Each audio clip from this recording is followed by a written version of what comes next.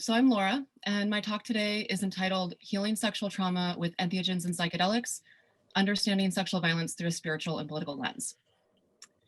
So I'm going to walk you through some ideas that might at first seem separate, but I'm hoping you can see the interconnectedness of them by the end. First is the idea that sexual violence is a form of spiritual abuse. In the realm of psychology, we typically characterize sexual violence as an emotional, a psychological, or a physical form of abuse. And in my opinion, it is all of those things. And it's a form of abuse that enacts violence on the very core of one's vitality, meaning their sexuality. And while spirituality can be hard to define from a scientific perspective, from a felt sense perspective, any violence that attacks sexuality is an attack on the human spirit, and in its wake leaves a spiritual wound. I would argue that, in fact, sexual violence crushes the human spirit. It does this in a myriad of ways, and one of which is that it exposes the survivor to violence that brings us to the far edges of what humans are capable of. It really forces the survivor to engage with the unspeakable, the unthinkable, and really the uncomprehendable. When we think about extreme acts of violence, it's almost impossible to comprehend. We say things like, how could this have happened? We often look away. We want to find a reason that it happened. And often in the case of sexual violence, we even want it to deny that it happened. Survivors, bystanders to the violence, and those that have actually caused the sexual harm are all capable of denying that the violence occurred. It's hard to talk about spirituality because it's so easily conflated with religion, and despite being an entirely separate and distinct thing. And in the case of science, a complex relationship exists with spirituality. Things need to be able to be measured in order to prove that they exist, or phenomena need to be describable with words in order for them to make sense. And it's really difficult to do that with experiences of a spiritual nature.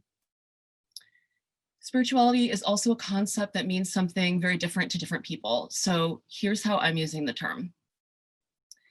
Among many other things, spirituality is a path toward engaging with the nature of our humanity and the ways our humanity exists in relationship to the natural world. Through spiritual pursuits, we question what is moral, we try to understand the meaning or purpose of our existence, and we confront the most challenging parts of being human: living, dying, loving, hating, the creation of life, and the destruction of it.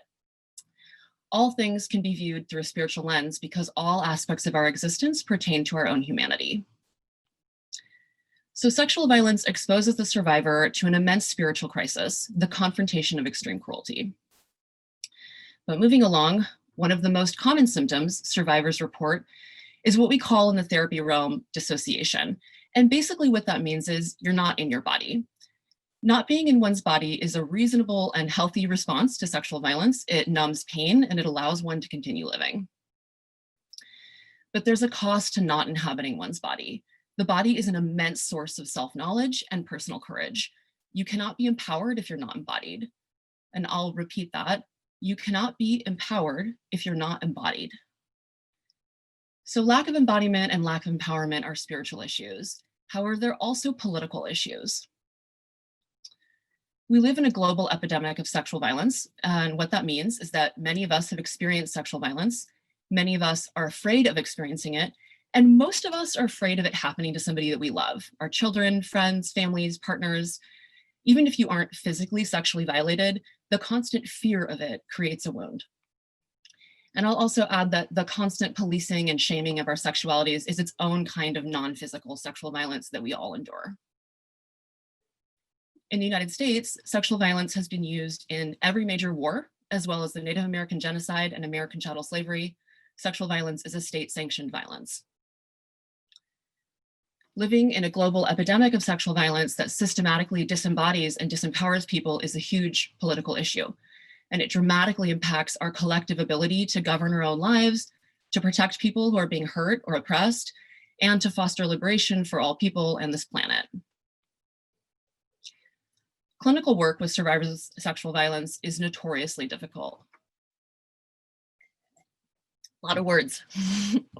The relational wounds, the shame, the sheer magnitude of intolerable feelings, all of these things make healing very difficult.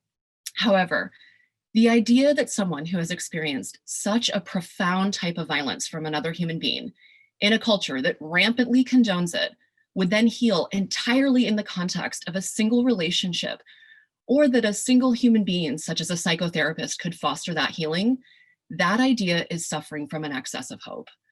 There is no single person that can hold and heal the incomprehensible level of violence humanity is capable of. Some, not all, but some psychedelics and entheogenic experiences bring people into their bodies. And some of those experiences connect people to a larger sense of something, to a level of spirituality that can hold the magnitude of what human beings and violence can do. And I think that some psychedelic experiences can truly heal at the spiritual level. Ironically, some of the most powerful medicines in the world that can create this level of spiritual healing and foster a restored sense of embodiment and empowerment are illegal in most countries. And many of these countries continue to condone state-sanctioned sexual violence by means of doing nothing to stop it, from happening in militaries, in war zones, in police custody, in prisons, and in the general population. And I'll also add that punishing people after they've committed an act of sexual violence is not preventing sexual violence. It's just punishing for somebody for doing that. Entheogens and psychedelics provide a chance at healing that, in my opinion, may not be accessible in any other form. In the field of psychology, we theorize endlessly about how to treat sexual trauma because it's so incredibly difficult for the clinician and the survivor. And we always come up short if we don't embrace the spiritual nature of sexual trauma. By healing trauma, entheogens and psychedelics also provide a path toward greater political empowerment and personal responsibility for the stewardship of our earth and our communities, and we desperately need that for our survival. While I deeply appreciate the scientific effort to prove that these medicines work, because many people need science to establish this in order to believe it, we already know from the trials of the last several thousand years of recorded history and the oral knowledge that has survived 500 years of colonization. These medicines heal people. And in conclusion, they do not need to be illegal, they need to be accessible. Thank you.